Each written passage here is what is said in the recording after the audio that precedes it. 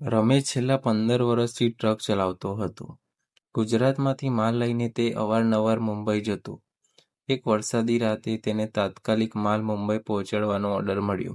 સાથી ડ્રાઈવર ન હોવાથી તે એકલો જ નીકળી પડ્યો. હાઈવે પર ભારે વરસાદ વરસી રહ્યો હતો અને રસ્તા પર વાહનો પણ બહુ ઓછા દેખાતા હતા. મધરાત નજીક આવતા આખું વાતાવરણ અજીબ રીતે શાંત લાગવા માંડ્યું. થોડા કલાક પછી રમેશ એક જંગલ પાસે પસાર થતો હતો. અચાનક ટ્રકની હેડલાઇટમાં સફેદ કપડાં પહેરેલી એક યુવતી રસ્તાની બાજુમાં ઊભી દેખાઈ. વરસાદમાં ભીંજાયેલી તે યુવતી હાથ બતાવતીને લિફ્ટ માંગતી હતી. રમેશને થોડો સંકોચ થયો, છતાં માનવતાના નાતે તેને ટ્રક રોક્યો. યુવતી ધીમેથી કેબિનમાં બેસી ગઈ, પરંતુ તેણે પોતાનું નામ પણ કહ્યું નહીં.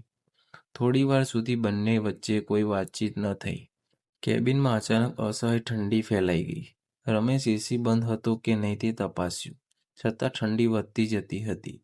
તેણે યુવતી તરફ નજર કરી તો તેના લાંબા ભીના વાળ ચહેરા પર લટકી રહ્યા હતા. તેની આંખોમાં એક અજાણી ચમક હતી, જેને જોઈને રમેશનું હૃદય જોરથી ધબકવા લાગ્યું. રમેશ હિંમત કરીને પૂછ્યું, બહેન, તમારે ક્યાં ઉતરવું છે? યુવતીએ ધીમા અવાજમાં માત્ર એટલું જ કહ્યું, જ્યાં મારી રાહ પૂરી થાય ત્યાં. આ જવાબ સાંભળીને રમેશ વધુ ગભરાઈ ગયો.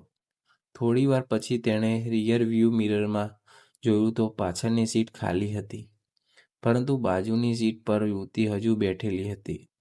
આ દ્રશ્ય જોઈને તેના હાથ કાંપવા લાગ્યા. રસ્તા વધુ સુમસામ બનતો ગયો. અચાનક ટ્રકના રેડિયોમાંથી કોઈ અજાણ્યા સ્ત્રી અવાજ આવવા લાગ્યો. અવાજ વારંવાર એક જ વાત કહી રહ્યો હતો, પાછળ ન જોતો, પાછળ ન જોતો. રમેશ ડરીને રેડિયો બંધ કરી દીધો, છતાં એ જ શબ્દો કેબિનમાં ગૂંજતા રહ્યા. હવે તેને સમજાઈ ગયું કે આ સામાન્ય મુસાફર નહોતી. થોડી ક્ષણોમાં યુવતીએ ધીમે ધીમે પોતાનો ચહેરો ઊંચો કર્યો. તેની આંખો લાલ થઈ ગઈ હતી અને હોઠ પર ભયાનક સ્મિત હતું. રમેશ ગભરાઈને સ્ટીયરિંગ મજબૂત પકડી લીધું. એ જ સમયે ટ્રકના બ્રેક અચાનક કામ કરવાનું બંધ કરી દીધું અને સામે ઊંડો ખીણવાળો વળાંક દેખાવા લાગ્યો. ટ્રક પૂર ઝડપે ખીણે તરફ દોડી રહ્યો હતો. રમેશ બ્રેક પર પૂરી તાકાતથી પગ દબાવ્યો, પરંતુ ટ્રક ધીમો થવાનું નામ જ નહોતો લેતો. તેના હાથમાં પરસેવો છૂટી ગયો અને આંખો સામે પરિવારનો ચહેરો ફરી ગયો. તેણે ભગવાનનું નામ લેતા સ્ટીયરિંગ સંભાળવાનો પ્રયત્ન કર્યો. છેલ્લી ક્ષણે ટ્રક એક મોટો પથ્થરને અથડાયો અને જોરદાર અવાજ સાથે ઊભો રહી ગયો. થોડા સેકન્ડ સુધી આખું વાતાવરણ એકદમ શાંત થઈ ગયું. રમેશ ધ્રુજતા હાથે બાજુની સીટ તરફ જોયું તો ત્યાં કોઈ નહોતું. થોડા સમય પહેલાં બેઠેલી યુવતી જાણે હવામાં ઓગળી ગઈ હોય તેમ ગાયબ થઈ ગઈ હતી. કેબિનનો દરવાજો અંદરથી બંધ હતો અને બહાર વરસાદ યથાવત વરસી રહ્યો હતો. તેણે સમજાતું નહોતું કે આ બધું સપનું હતું કે હકીકત, પરંતુ સીટ પર પડેલી ભીની પગલાંની નિશાનીઓ જોઈને તેને ખાતરી થઈ ગઈ કે કંઈક સામાન્ય બન્યું હતું. ડરી ગયેલો રમેશ ટ્રકમાંથી નીચે ઉતર્યો. થોડે દૂર એક નાનકડી ચાની લારી હજુ ખુલ્લી હતી. ત્યાં બેઠેલા વૃદ્ધે રમેશભાઈનો ગભરાયેલો ચહેરો જોઈને પૂછ્યું, બેટા, શું તું પણ એ સફેદ કપડાવાળી છોકરીને મળ્યો? આ સાંભળતા જ રમેશના શરીરમાંથી જાણે લોહી જ ઠંડુ થઈ ગયું. તેણે વૃદ્ધને આખી ઘટના કહી સંભળાવી. વૃદ્ધે લાંબો શ્વાસ લીધો અને ધીમા અવાજે કહ્યું, વર્ષો પહેલાં આ રસ્તા પર એક યુવતીનો અકસ્માતમાં જીવ ગયો હતો. તે મુંબઈ પોતાના પરિવારને મળવા જતી હતી, પરંતુ એક બેદરકાર ટ્રકની ટક્કરે તેનું મૃત્યુ થયું. ત્યારથી ઘણી રાત્રે તે લિફ્ટ માંગતી દેખાય છે. જેને તે મળે છે તેને કોઈ સંકેત આપીને મોટી દુર્ઘટના બચાવી દે છે, પરંતુ લોકો તેને ચૂડેલ સમજી ડરી જાય છે. રમેશે વૃદ્ધની વાત સાંભળીને વિચારમાં પડી ગયો. જો એ યુવતી ખરેખર નુકસાન પહોંચાડવા માંગતી હોત તો ટ્રક ખીણમાં ધકેલી શકતી હતી, પરંતુ ટ્રક તો સમયસર અટકી ગયો હતો. તેને યાદ આવ્યું કે રેડિયોમાં સતત પાછળ ન જોતા એવો અવાજ આવતો હતો. કદાચ કોઈ અદૃશ્ય શક્તિ તેને બચાવવાનો પ્રયાસ કરી રહી હતી. રમેશ ફરી ટ્રક ચાલુ કર્યું અને ધીમે ધીમે મુંબઈ તરફ આગળ વધ્યો, પરંતુ થોડી દૂર પહોંચતા ફરીથી હેડલાઇટમાં એ જ સફેદ કપડાવાળી યુવતી રસ્તાની વચ્ચે ઊભી દેખાઈ. આ વખતે તેના હાથમાં એક નાનું જૂનું ફોટોગ્રાફ હતું અને તેણે સીધી રમેશ તરફ જોઈને કહ્યું, મારું સત્ય જાણ્યા વગર તું મુંબઈ પહોંચી નહીં શકે. રમેશ ટ્રક ધીમો કરીને ફરી એકવાર રસ્તાની વચ્ચે ઊભેલી યુવતી તરફ નજર કરી. આ વખતે તેના ચહેરા પર ભય નહીં, પરંતુ ઊંડું દુઃખ દેખાતું હતું. તેના હાથમાં રહેલા જૂના ફોટોગ્રાફ વરસાદમાં ભીંજાઈ રહ્યો હતો, છતાં તે તેને મજબૂતીથી પકડી રાખી હતી. રમેશ હિંમત કરીને ટ્રક રોક્યો અને ધીમે ધીમે નીચે ઉતર્યો. આસપાસ ઘનઘોર અંધારું અને વરસાદ સિવાય બીજું કોઈ અવાજ નહોતો. યુવતીએ ફોટોગ્રાફ રમેશના હાથમાં આપ્યો. ફોટોગ્રાફમાં એક નાની બાળકી, એક વૃદ્ધ દંપતી અને એ જ યુવતી હસતા દેખાતા હતા. પાછળ મુંબઈના દરિયા કિનારાનું દ્રશ્ય હતું. ફોટાના પાછળના ભાગમાં માત્ર એક સરનામું લખેલું હતું અને નીચે લખેલું હતું, મને ઘરે પહોંચાડજો. આ શબ્દો વાંચતા જ રમેશના શરીરમાંથી કંપારી પસાર થઈ ગઈ.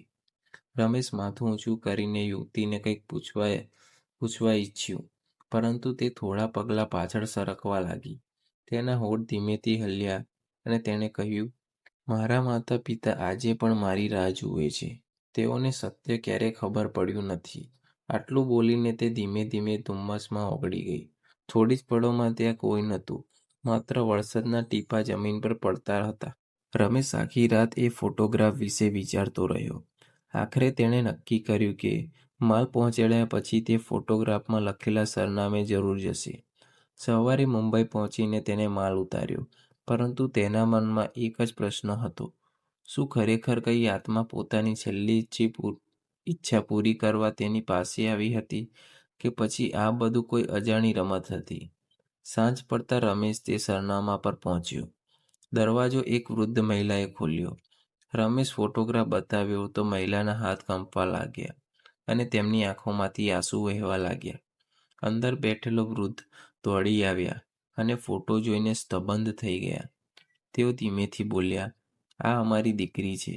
20 વર્ષ પહેલાં મુંબઈ આવતી વખતે અકસ્માતમાં ગુમ થઈ ગઈ હતી.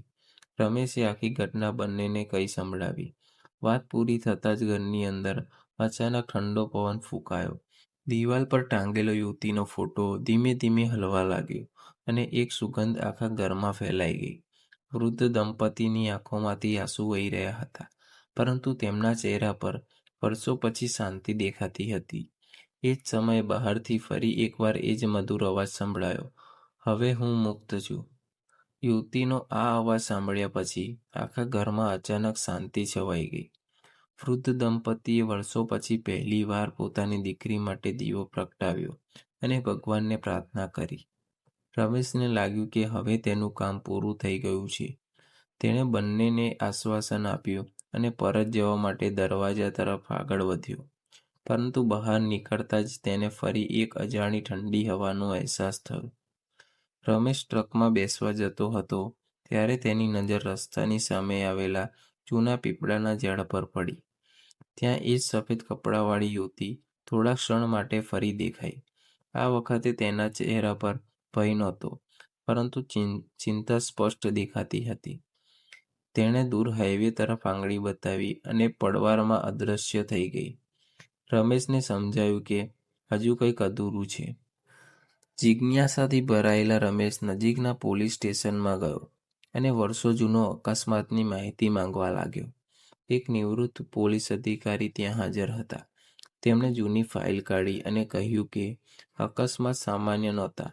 ટ્રકના બ્રેક સાથે ચેડા કરવામાં આવ્યા હતા અને ડ્રાઈવર ઘટનાના થોડા દિવસો પછી રહસ્ય રીતે ગાયબ થઈ ગયો હતો. કેસ અધૂરો જ રહી ગયો હતો. આ વાત સાંભળીને રમેશને ઝટકો લાગ્યો. એટલે કે યુવતીનું મૃત્યુ માત્ર અકસ્માતમાં નહોતું, પરંતુ કોઈના ગુનાનું પરિણામ હતું. તેણે નક્કી કર્યું કે સત્ય બહાર લાવવું જ પડશે. પોલીસ અધિકારીઓએ તેને અકસ્માતની જગ્યા અને જૂના ટ્રાન્સપોર્ટ માલિકનું નામ આપ્યું. રમેશ બીજા દિવસે ત્યાં જવાનો નિર્ણય કરીને નીકળી પડ્યો. મોડી રાત્રે જ્યારે ફરી એ જ હાઈવે પરથી પસાર થઈ રહ્યો હતો, ત્યારે ટ્રકની હેડલાઇટ અચાનક બંધ થઈ ગઈ. અંધારામાં માત્ર સફેદ આકૃતિ દેખાઈ રહી હતી. યુવતીએ હાથ ઊંચો કરીને એક જૂના બંધ પડેલા ગોડાઉન તરફ ઇશારો કર્યો. રમેશે હિંમત ભેગી કરી અને ટ્રક ત્યાં રોક્યો. ગોડાઉનની અંદરથી જાણે કોઈ વર્ષો જૂનું રહસ્ય તેને બોલાવી રહ્યું હોય એવો અહેસાસ થતો હતો. રમેશ ગોડાઉનનો દરવાજો ધીમેથી ખોલ્યો. અંદર દૂરથી ઢંકાયેલી એક જૂની ટ્રક ઊભી હતી. તેની બાજુમાં પડેલી એક લોખંડની પેટી ખુલ્લી હતી અને તેમાં કેટલીક ફાઇલો, જૂના ફોટા અને એક ડાયરી રાખેલી હતી. રમેશ ડાયરી હાથમાં લીધી. પહેલા જ પાના પર લખેલું હતું, જો આ ડાયરી કોઈના હાથમાં પડે તો સાચો ગુનેગાર હજુ જીવતો છે. રમેશે ધ્રુજતા હાથે ડાયરીનું પહેલું પાનું ખોલ્યું. દરેક પાના પર વર્ષો જૂની તારીખો અને કેટલીક ચોંકાવનારી નોંધો લખેલી હતી. ડાયરી વાંચતા તેને ખબર પડી કે અકસ્માતના દિવસે ટ્રકના બ્રેક જાણી જોઈને ખરાબ કરવામાં આવ્યા હતા. ટ્રાન્સપોર્ટ કંપનીના માલિકે વીમાના પૈસા મેળવવા માટે આ કાવતરું રચ્યું હતું, પરંતુ તેને ખબર નહોતી કે એ જ રસ્તે એક નિર્દોષ યુવતી પણ આવી રહી હતી. એક લોભે અનેક જિંદગીઓ બરબાદ કરી દીધી હતી. ડાયરીના છેલ્લા પાના પર એક કબૂલાત લખેલી હતી.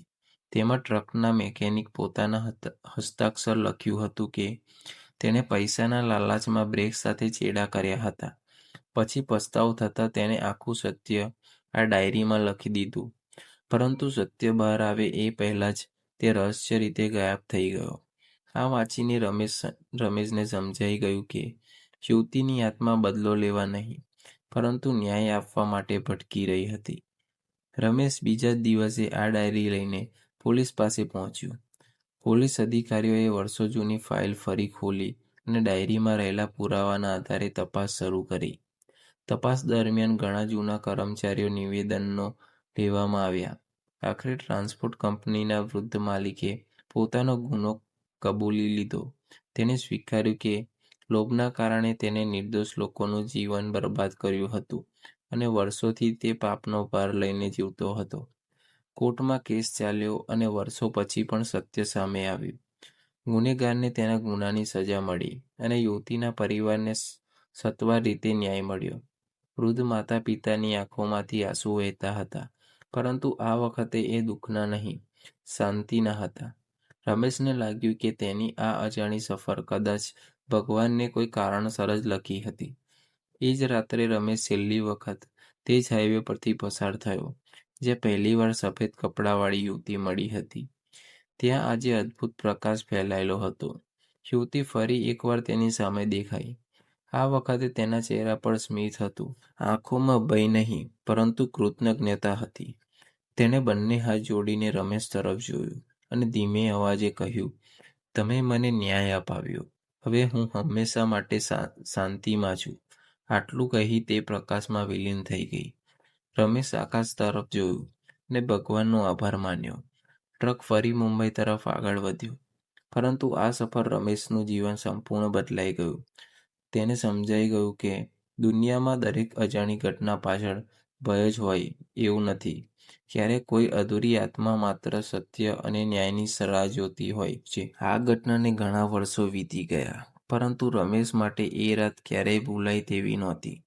હવે જ્યારે પણ તે મુંબઈ તરફ ટ્રક લઈને નીકળતો, ત્યારે એ જ હાઈવે પર થોડા ક્ષણ માટે ટ્રક રોકીને ભગવાનને પ્રાર્થના કરતો. તેના મનમાં હવે ડર નહોતો, પરંતુ એક અજાણી શાંતિ હતી.